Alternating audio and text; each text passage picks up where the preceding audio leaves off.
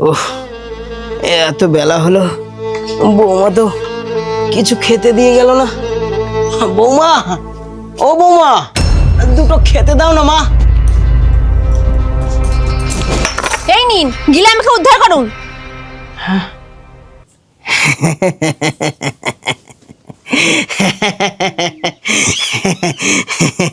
কি ব্যাপার, আপনি হাসছেন কেন?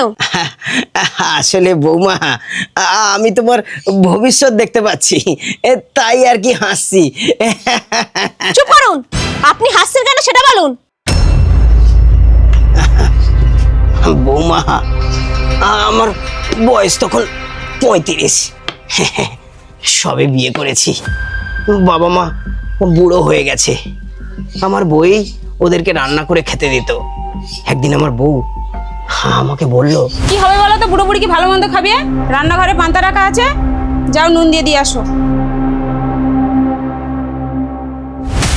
কেন খেয়ে নাও। খোকা, এই দুপুরবেলা পান্তা খাবো বাবা। হ্যাঁ হ্যাঁ, পান্তা খেয়ে নাও, শরীর ঠান্ডা করবে। আমাকে যেরকম দেখছিস, তোর বৌমা তোকে একদিন ওরকম দেখবি। তাই বলছি বৌমা, এই পান্তা ভাত আমার কপালে আছে, এতে তোমার কোনো দোষ নেই।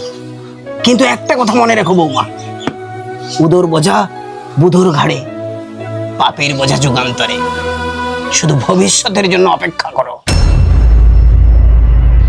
বাবা, আপনি আমাকে ক্ষমা করে দিন, আমি নিজের ভুল নিজে বুঝতে পেরেছি। আপনি ঘরে চলুন, ঘরে গিয়ে মাংস দিয়ে ভাত খাবেন, চলুন।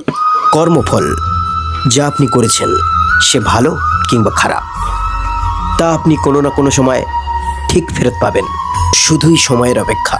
তাই সময় থাকতে একবার বলুন রাধা রাধা।